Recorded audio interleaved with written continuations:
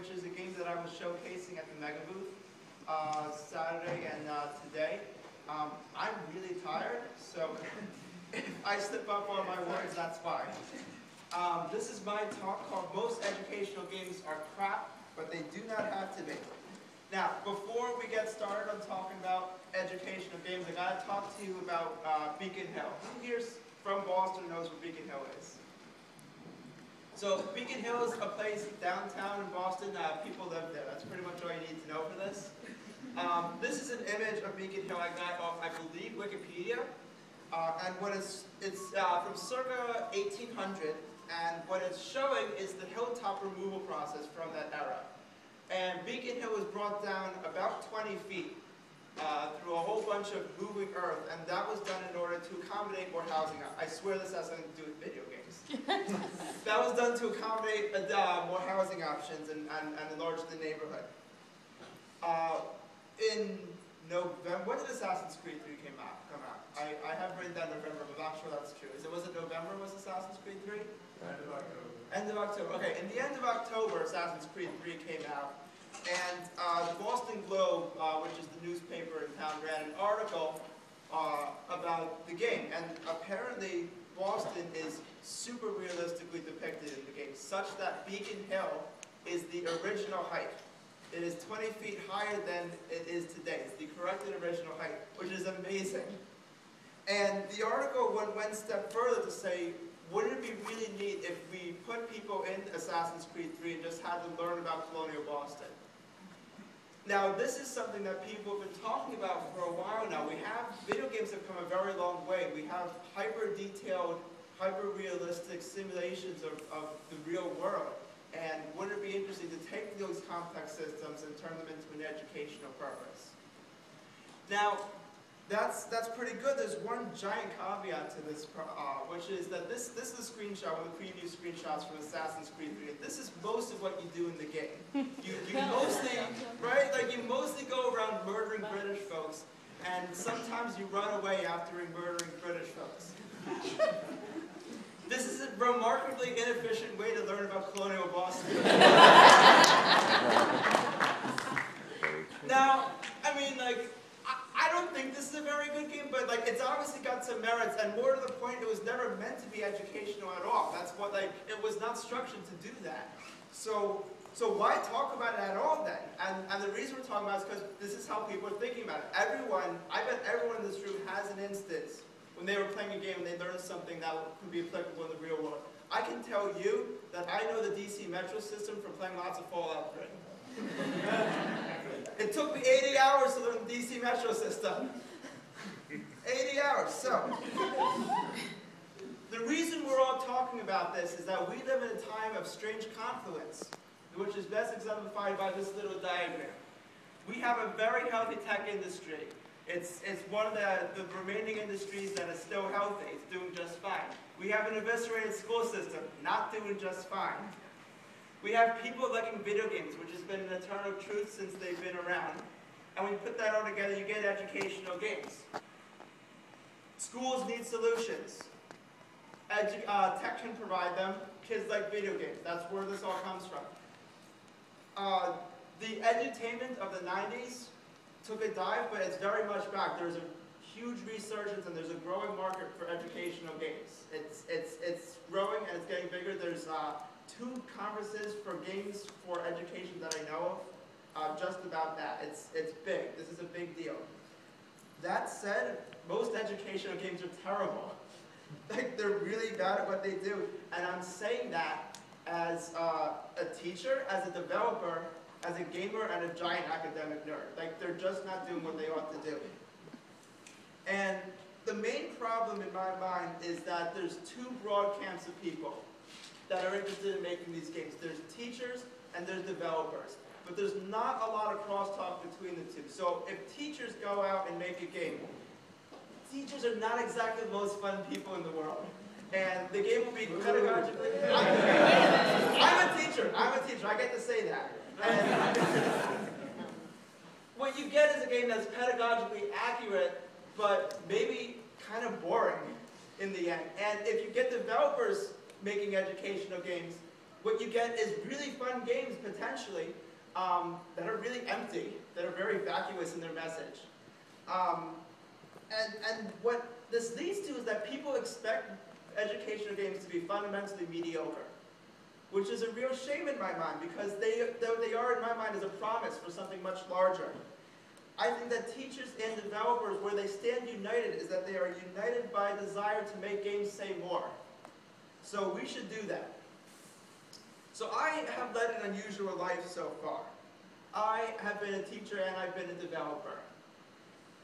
I used to work in various teaching positions. In particular, in the spring and spring of 2011 and spring of 2012 and fall of 2012, I was a teacher at Citizen Schools. I was special ed middle school math. And I did that until October, and then I quit that to work full-time on what had been a side project, which is my video game Neocolonialism. There should be an upside-down map back there. Can anyone see that? I can't see it from this thing. There should be an upside-down map. This is my video game. I've been showcasing it at the Indie Mega booth. Prior to that, I kickstarted it for $10K, and I'm living off that right now. Bottom line is that I can talk as a teacher and I can talk as a developer, and when I am developing my educational game, I'm very much thinking about both worlds simultaneously. And I think a lot of the problem in the end, because everyone pretty much fundamentally wants the same thing, I think that the main problem is that there's a vast miscommunication, a vast difference in lexicons and questions being asked. The questions that developers ask and the questions that teachers ask end up being very different. For example, I'm going to give you a question that teachers ask all the time, which is, what is education? This should be fairly obvious, but to a teacher, this is a really hard question to answer. It's like the hardest thing. It's not, for example, a matter of tests, getting good grades, and the acquiring of knowledge. That's not education. That doesn't actually mean anything in particular. What education is, as far as teachers are concerned, the purpose of education is to enrich souls. And I say that with absolute seriousness. Teaching is an immensely important thing and a very noble thing to do. This is what we set out to do every day when we're talking to all the kids and teaching them how to read. We're attempting to enrich souls.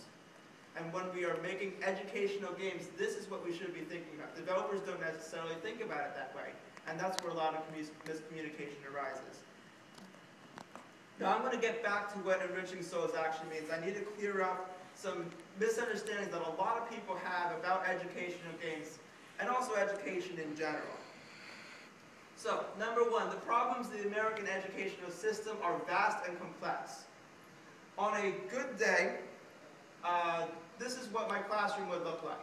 It would be great. All the kids would be adorable, and they'd be having because kids are great, and they'd all be having a great time, and they would be inspired. There'd be light bulbs going off, and they'd all go home and like be super pumped to grow up and go to college and be a nuclear physicist. And it's great. It's great when that happens. Most days it looks a little more like this. Schools are in a very bad situation these days in America. Most schools are strapped for cash and strapped for options. There is outright hostility to the teachers' union. There's no respect for teachers. And what you get in replacement of this is a totally untested corporate system that has no proven results whatsoever. So again, it comes down to a bloated system that needs reform, and we want to just get rid of it altogether, or we have this alternative which no one knows if it will work or not. It is very hard for schools to teach. It is extremely difficult right now. I can tell you from first-hand experience. And a lot of school systems and a lot of teachers see educational games as the solution, because they know that kids like games. Kids find them to be immensely compelling. And they think, okay, so like, if they like it that much, and video games are basically really cost-effective and time-effective, we should give them educational games, and maybe this is the solution. And a lot of games are being developed accordingly. So my question to you is, are games the silver bullet? And the answer is no. No, absolutely not. They are absolutely not the silver bullet. This is an incredibly complicated problem we have on our hands that extends well beyond video games. Video games can help the American educational system. They cannot solve it. And accordingly, they should be developed that way. They are a tool. They are not the silver bullet by any means. Number 2. This is not a good game. Who recognizes this game? Math Blaster. Math Blaster. Math Blaster sucks. I liked it in 4th grade. Okay, who likes it just because of nostalgia? Yeah, okay, so there you go. Who are we kidding? This game, there's no challenge to it, really. There's no story. There's no, like, purpose. I mean, the bottom line, I would rather play Math Blaster as a kid than, like, take a test, but what we're actually trying to gauge against is, when I was a kid in my house, I had Donkey Kong Land, I had Star Fox, and Math Blaster. And given those 3, I can tell you which 2 I want to play. I don't know about you. That's just me. Most people think of educational games in this framework. They think of it as a compromise of, like, basic design sensibilities and educational content, and it shouldn't be thought as this is a crappy game. Like, it's just terrible. We have to, when we make educational games, what we're looking for is something that follows the same design principles as anything else. Number 3, shinier is not better. It turns out that the best way to learn chemistry is in a chem lab, and the best way to learn to write is an essay. A lot of people are talking about gamification. I think there was a talk earlier about gamification, and there's certain merits to it, but the bottom line is that a lot of what you learn in the classroom is not the thing itself, it's the methodology. Gamification, in case those who don't know, is you take game-like elements and you throw them into the educational system. So, like, there's achievements to be unlocked, and there's points to be earned, and stuff like that. But the problem is that in a chemistry lab, for example, when you're doing experiments, almost all of what you're learning is the proper methodology of doing an experiment, which gets obfuscated if you throw an additional system onto it. In fact, it's a basic design thing that you don't add additional systems unless you absolutely have to.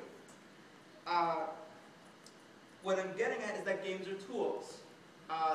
If you make something more game-like, it doesn't get better. Games aren't things that make things better. There are many crappy games out there. They're not just better than other things. They are tools, and they should be used in very specific situations, not all over the place all the time, like many people want to do. Number 4, games cannot teach facts. Or rather, they can teach facts, but in a very misleading way. Who's played this game? Oh, come on, people, this is the best game. This is Crusader Kings 2. Who's ever played a Paradox game? Hearts of Iron, Victoria, Europa Universalis. This is a game that's very similar to Civilization. This is Crusader. I love Crusader Kings 2. It's like Civilization, except it's all about dynastic conflict. So, like, I manage a king, and I gotta, like, murder folks and install cousins on the throne, and then marry my cousin off to his cousin, and then kill her so that he can inherit. It's a wonderful game. It's not history. God knows this is not history. For one thing, it's too elitist, but that's a whole different conversation to have. More importantly for this, it's too concrete. It's much too concrete to be history. You see, what a game is